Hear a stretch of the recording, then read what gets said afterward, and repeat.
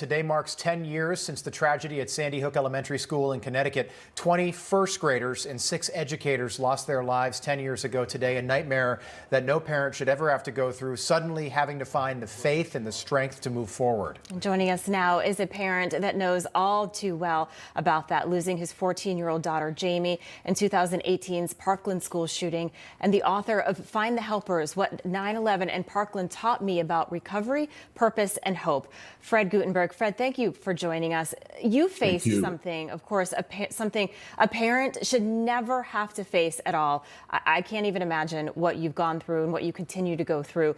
How did you find strength after what happened? From the person over my shoulder behind me, Jamie. Toughest human being I'll ever know.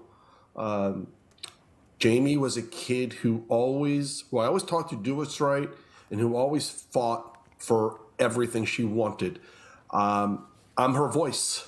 My daughter died running down the hallway for her life. Made it within a single second. She was literally turning into the stairwell. She makes it in the stairwell, she lives. Within 1 second, knowing there was an active shooter at her back. I was on the phone with my son, who was in the courtyard, being told to run. And I had to convince him to run because he wanted to go save his sister. And while on the phone with him, we heard the bullet that killed my daughter, that killed his sister. I can't stop doing what I do now because I don't ever want another parent to go through that. Yeah. Fred, our hearts absolutely break for you. Since 2018, you've been a very strong voice against gun violence. And you've tried to find common ground with supporters of the Second Amendment, not always easy. How do you go about having those conversations and trying to find that common ground with people who might disagree with you? Well, your opening talked about 10 years since Sandy Hook, right? 26 killed. They didn't need to be. Parkland, which will be 5 years this February, I consider a very predictable event. The ones that happened after Parkland, I consider predictable events, because we're not talking to each other about how to reduce gun violence. We have people who want to reduce gun violence, and then you have those who consider gun rights. They think of themselves as opposite sides when we're not. My father-in-law is a gun owner. My son has gone shooting. I don't hate gun owners. I don't hate the Second Amendment. When many on the other side of this issue suggest regularly that I do, they lie about who I am and what I want. So what I want is to work with gun owners and non-gun owners alike on how we can reduce the gun violence death rate, on how we can reduce instances of gun violence, on how we can reduce severity of gun violence injuries when it happens. There's 400 million weapons on the streets of America today.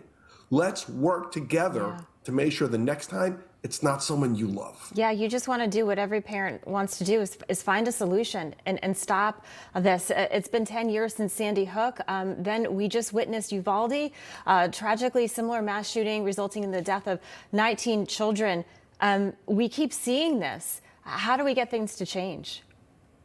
Well, and let's not forget, we have approximately 100 a day who die in shootings across America. I mean, in the hour that this interview is taking place, someone's going to learn they're a victim of gun violence. Someone's planning a funeral for a victim of gun violence. And someone is getting ready to be notified that they're the newest victim of gun violence. And so how is it going to change? We have to stop making this an issue of right and left, and of you either are on the side of wanting to save lives from gun violence or not. And if you want to save lives, let's work together to do this. We have to talk. We can't keep talking at one another, over each other's shoulders, screaming and yelling.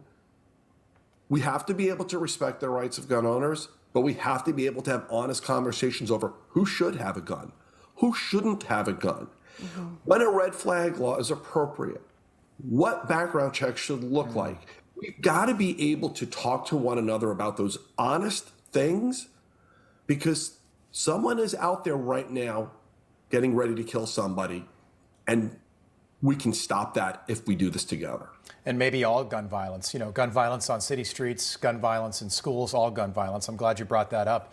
You tweeted out late last night about your appearance here on Newsmax this morning.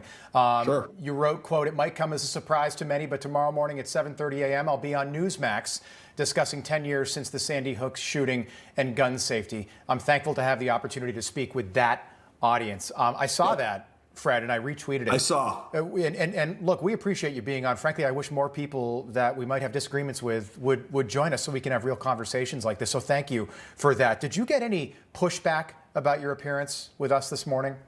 No, I didn't. And I'm just, listen, you may or may not know this. I live 10, 15 minutes from the Boca Raton Newsmax studio.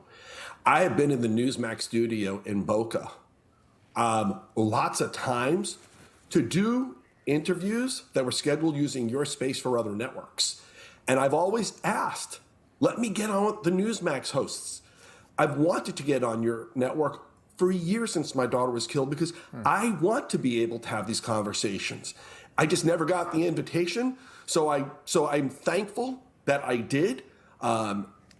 This is a conversation that needs to happen, not just with those who agree with me, but with those who don't. It's easy to talk to those who you agree with, but it's important we make sure we talk to those who don't so we can find a way to agree. Yes, and Fred, we thank you for coming on. You have an open invitation to come on our show on Newsmax. We thank you for taking the time.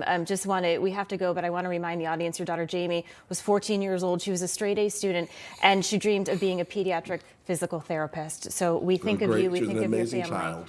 And we hope that that you have a good holiday. Thank you, Fred. Please come back on and see us. Thank you. Thank you.